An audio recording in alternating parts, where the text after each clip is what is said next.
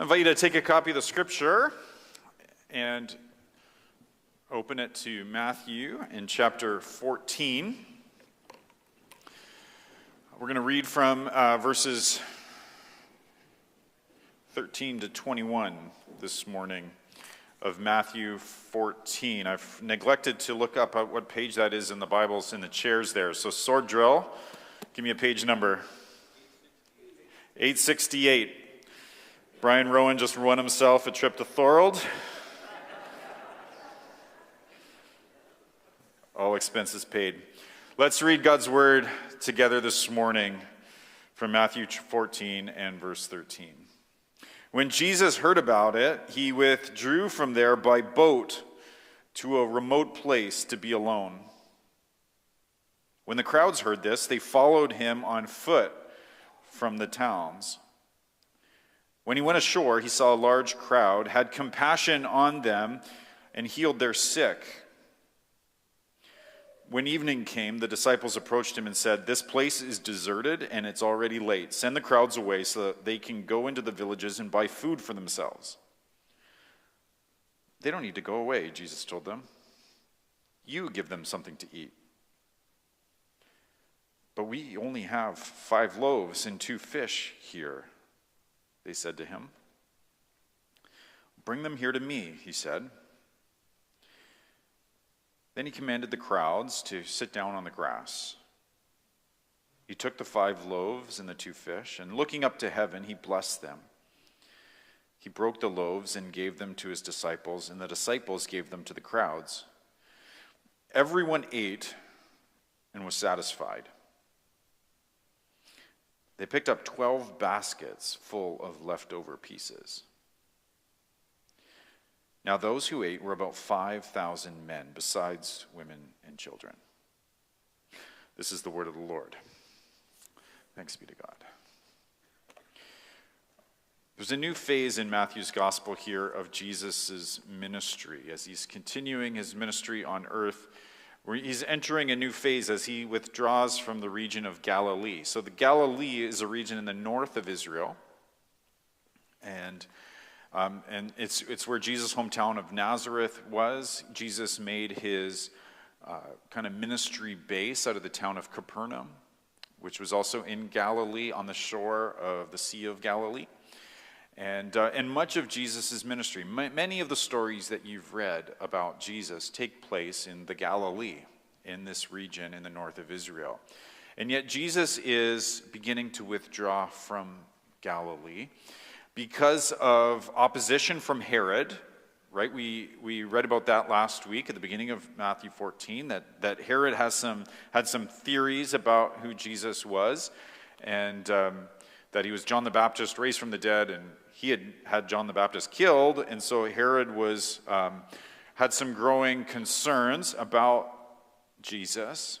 There was misguided enthusiasm from the crowds of people, and there was gathering hostility from religious leaders. And so for these reasons, Jesus begins to withdraw from this region of Galilee. And he begins to intensify his training of his disciples, especially of the 12, for their apostolic ministry, that mission that would continue after Jesus dies, raises from the dead, and ascends to heaven. And so Jesus has this determination about him. His whole ministry, his whole life did have a laser focus that he was going to Jerusalem. And one of the Gospels says he set his face to go to Jerusalem. He had a determination to go to the cross. He knew why he was here, and that included his death and resurrection. And so as he's withdrawing, though, the crowds are following him.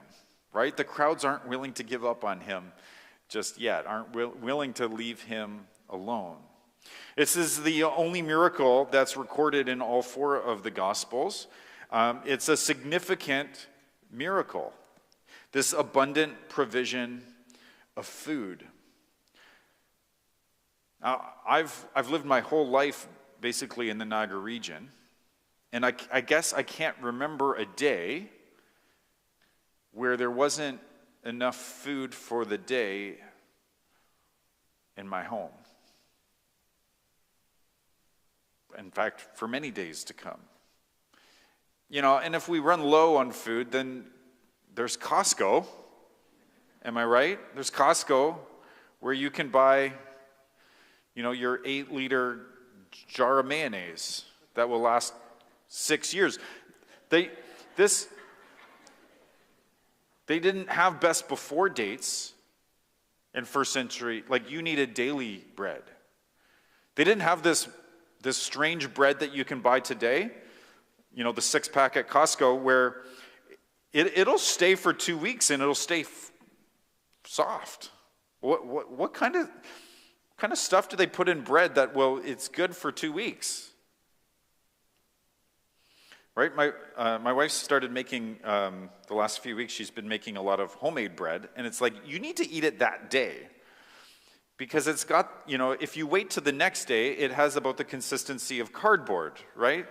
So that's bread. That's what, bread that's just made with regular ingredients is like. You need daily bread. You need bread every single day. Fresh bread. Fresh bread it's on point, let me tell you. Coming home to the smell of fresh baked bread. Is there a better sensation? It's pretty good. So bread, food, was this daily common need, shared need of everyone. And so here there's a crowd, a massive crowd, probably between 10 and 20,000 people. And there's no food. So the abundance of this miracle to provide for this common daily staple of people was very significant to the disciples of Jesus. The scope of it, right? Feeding, 20,000 people, 10 to 20,000 people. What would it cost to feed 15,000 people?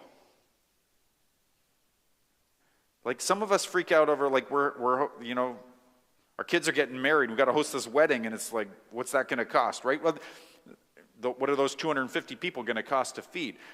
10,000, 20,000 people. What is it going to cost? What would it cost to feed this kind of a crowd? So as we look at this miracle, I want us to see two things. I want us to see, first of all, Jesus' heart that's revealed to us in this passage. The heart of Jesus. Jesus heard about it. What's it? Well, it would refer, of course, back to the previous passage, which is the death of John the Baptist. So it could possibly be talking, it could be Herod's execution of John, or it could be Herod's theory about Jesus. So going back to 14 verse 1, at that time Herod the Tetrarch heard the report about Jesus. This is John the Baptist. He told his servants, he's been raised from the dead. That's why miraculous powers are at work in him. For Herod had arrested John. And so there's a flashback to the death of John the Baptist. We don't know exactly how much earlier that took place.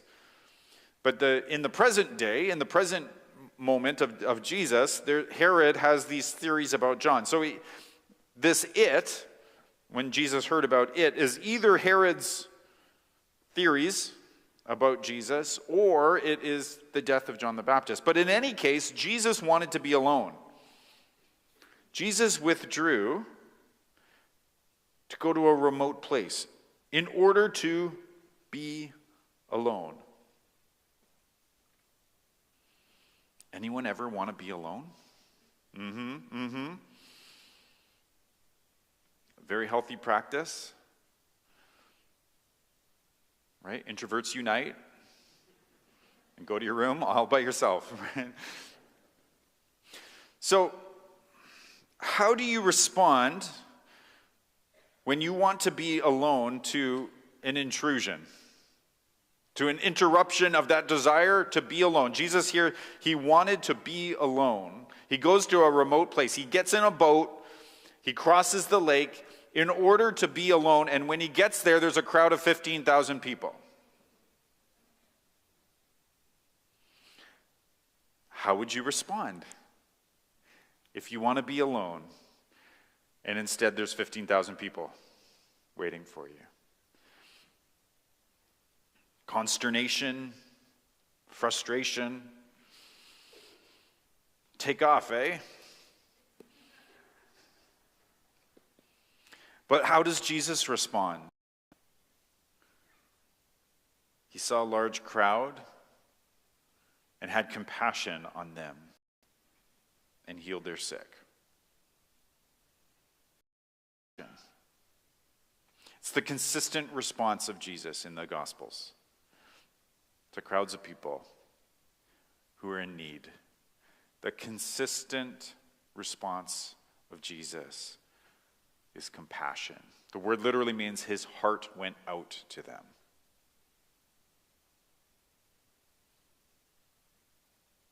And he healed their sick, literally their wretched.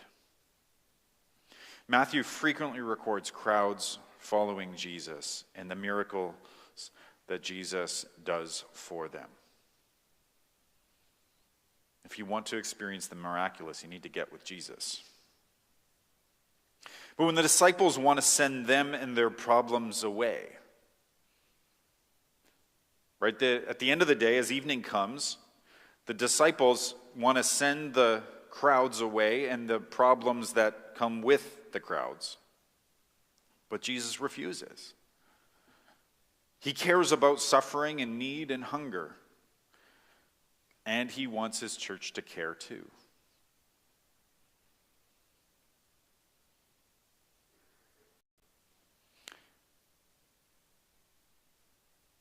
Which of course means we can always come to him. You can always come to Jesus, right? He will care for you. You're not that interruption that will lead to a, would you take off, please? His heart goes out to you. When you come to him with the need that you have, his response and his heart towards you will be one of compassion and care.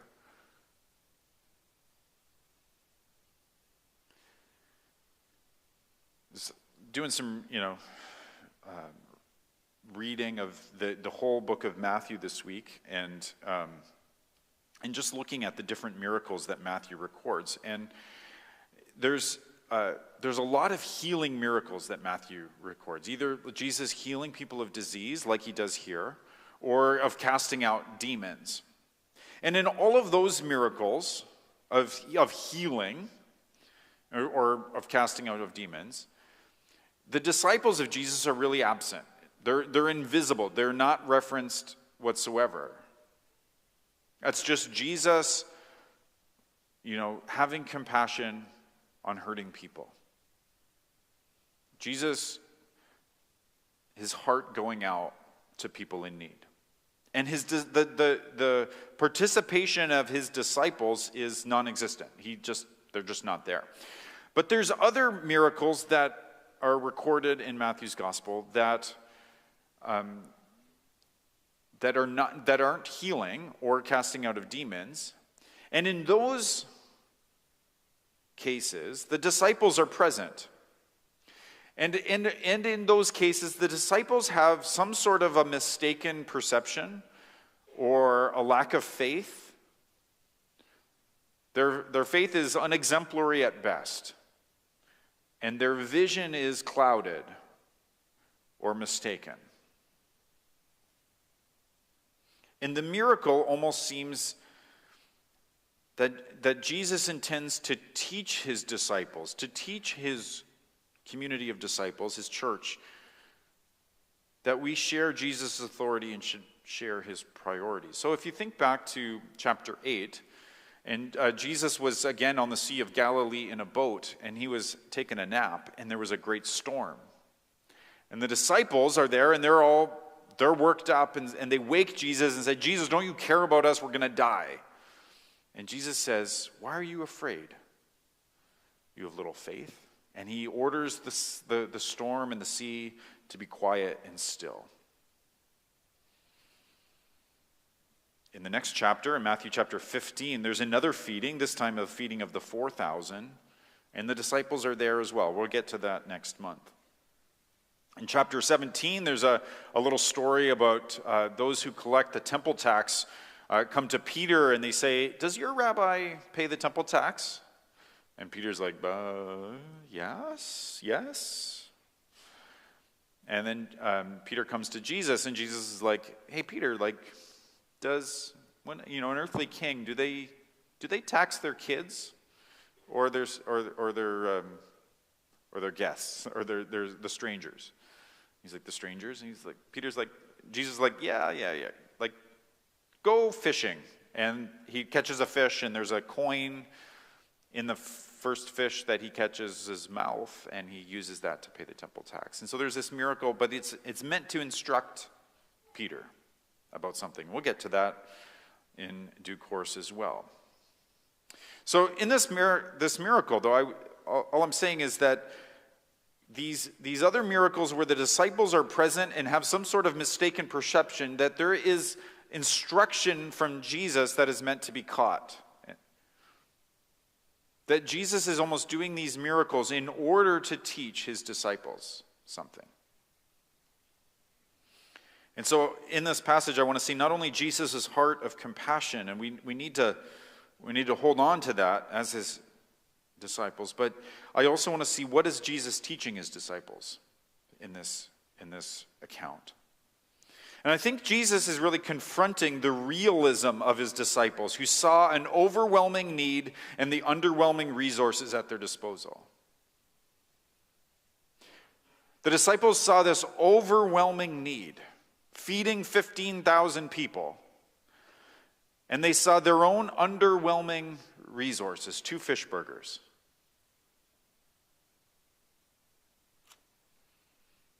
And Jesus is confronting that kind of realism. A couple weeks ago in Nazareth, he was confronting the rationality of the Nazarites who were, Jesus was too ordinary.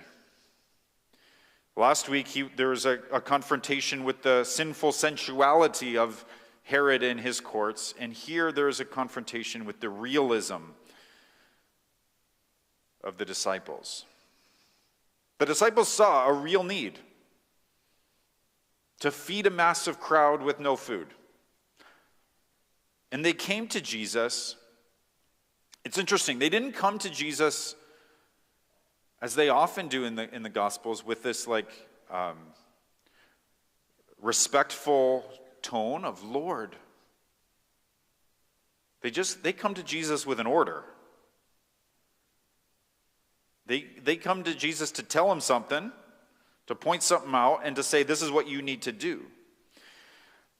Let's give them some grace. They were probably hangry as well. They've been out and about all day, and they hadn't eaten either. And all they have for the 13 of them, Jesus plus the 12, tell them to scram. Tell our problem to go away. It's often my attitude in prayer. Jesus, I have this problem. Could you tell it to go away? They saw their circumstances. They saw this huge need that they had, and they saw their own meager resources. But what were they not seeing? Jesus in the middle of it. They didn't see Jesus in the middle of their circumstances.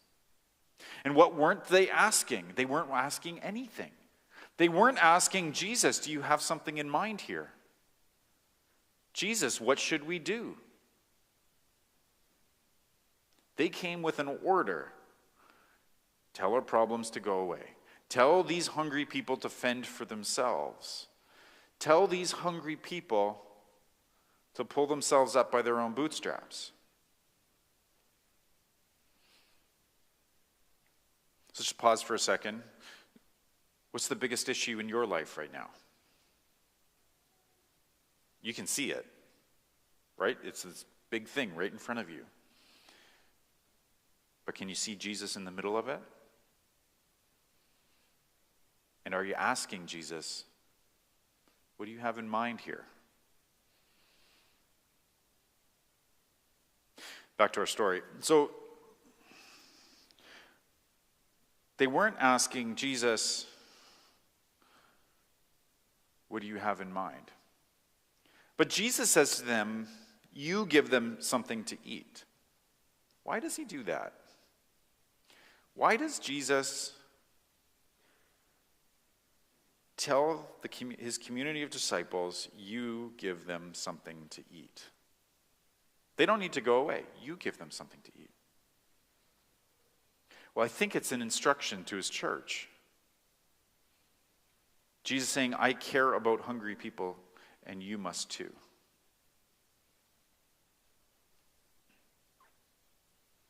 But we only have 5 loaves and 2 fish here.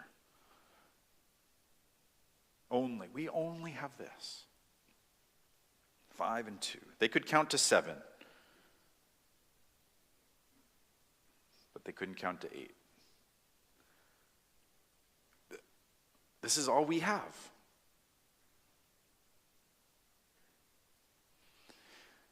Last time I was in the little nation of Burundi was 2018, and we're there with Matt and I were there with a group from around Canada. And as you know, probably, in order to really know the heartbeat of Cornerstone, you really need to understand our heart for this little nation of Burundi. But there's a hillside just outside of a small town in rural Burundi called Muramvya. And on that hillside is Karibabi Harvest School and the medical clinic and a holistic ministry to the people in that community. And that was in 2018, that was my second time on the property, and it's always very moving for me to be there. Having prayed for this people in this ministry for so many years and having contributed to the mission and to the cause. And this beautiful, holistic ministry of literally feeding the hungriest people in the world. Or some of the hungriest people in the world. But as part of that trip, we pulled a lot of miles on that trip throughout the nation of Burundi. It's just a tiny little nation. And I remember feeling, I love what's going on that hillside. But there are so many hillsides in this nation. There are so many hills. It's a very hilly country. And it's such a tiny nation in a big world. And we're just a small church in a small town. What can we do?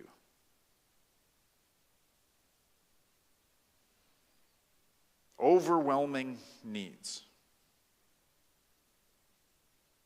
Relatively meager resources at our disposal. What difference can I make? Look at what little I have. It would cost $75,000 to feed this crowd. What does my $5 sack lunch do in the face of such need?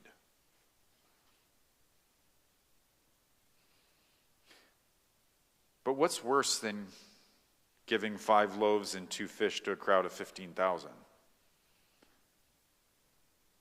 Giving nothing at all.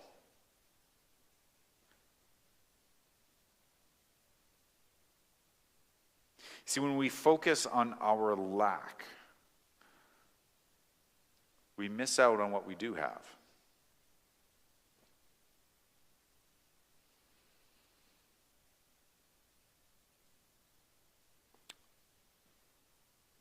This text, I think, obviously Jesus is teaching his disciples. Bring what you have. Bring what you do have. Don't bring what you don't have. Bring what you do have. Bring it to me, he says. When we give everything we have to Jesus in practical obedience, with Jesus, it can bring great blessing.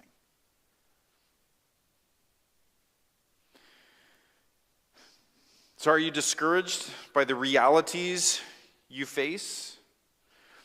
The needs beyond your own resources?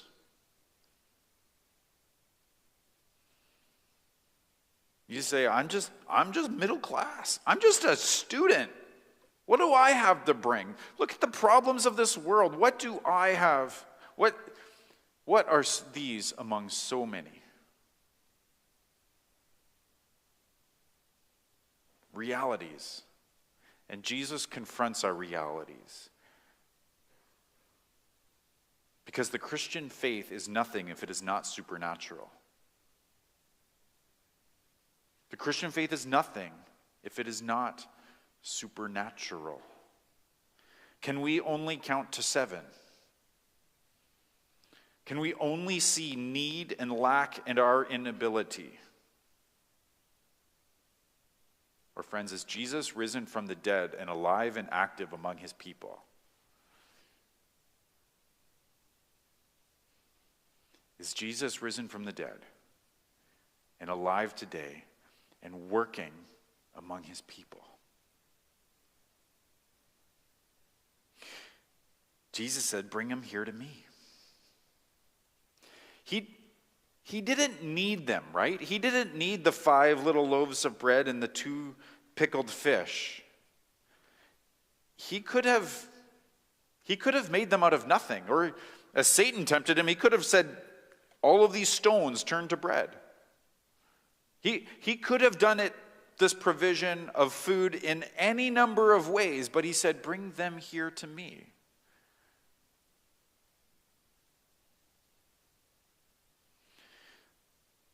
Why did he do that? Why did he call them to do something he knew they couldn't do? Or at least that he knew that they didn't have the resources to do. Like, you give them something to eat. We can't. We don't have anything. Well, you do. You have the 5 and the 2. Bring them here to me.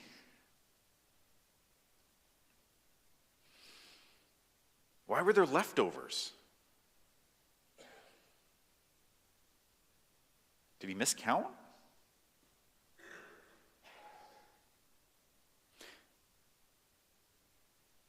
I think he used the 5 and the 2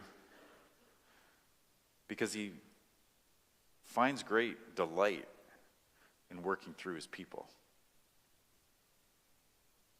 He didn't have to, but he wants to. He loves to work through us. Which is why we bring what we have. And we offer it to him.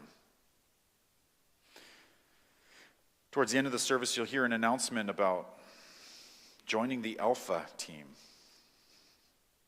It's our top secret strike force here at Cornerstone, the Alpha team.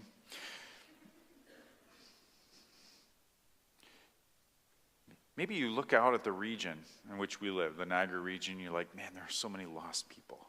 There's so many people who need Jesus. What can I do? Well, maybe you want to offer up some Wednesday evenings for a couple of months and join me here and join our friends and enjoy a meal together for free. And then watch a video about Jesus and then talk about it. Maybe that's what you can offer. And you don't have to save the entire Niagara region. You don't have to share Jesus with all the 500,000 people who live here, but you could share him with a few.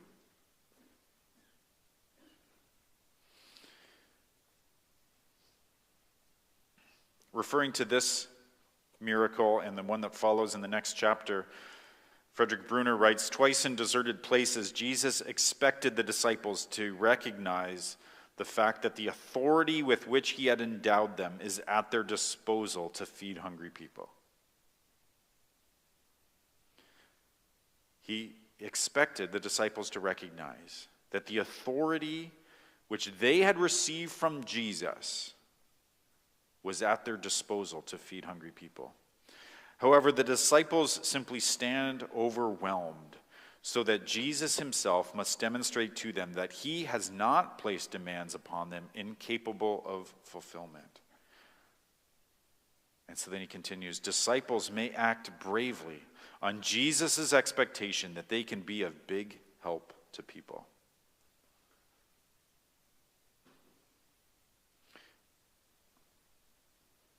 Well, it's true that what we bring to the table to address the needs of the world are like 5 loaves and 2 fish in a crowd of 15,000 people. Things can ignite when we bring them to Jesus.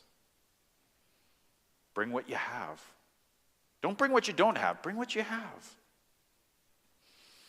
So this morning in this text, I want us to see Jesus' heart of compassion. It obviously, this banquet, this meal stands in contrast to Herod's banquet in the palace, where there was pride and arrogance, scheming and murder. But here in the remote place, there was healing and truth and sharing and provision. And while faced with sorrows and troubles, Jesus' own difficult circumstances didn't remove his compassion for people. By the way, does it bother any of you that only the men were counted? Right, the men counted, and so they only counted the men. But know who counted the women and the children? Jesus, because he fed them. He knew they were there, and they counted too. And so see Jesus' heart of compassion, and see Jesus' instruction to his church, that in order to help a needy world, Jesus uses what the church has in its hand and gives to him to multiply for service to the world. And he calls us, his disciples, faced with overwhelming need and underwhelming resources, to be mediators of Jesus' provision for people, to be his hands and feet. You give them something to eat. And Jesus expects us to recognize that the authority he has given is enough. That in his hand, as we bring them to him, something supernatural can ignite. Father in heaven, would you strengthen our faith? A faith that will act bravely in the face of significant needs in this world. But faith that will come and just offer what we do have to you. So that we can see you do remarkable things through us, because you delight in that. It gives you pleasure to work through your people.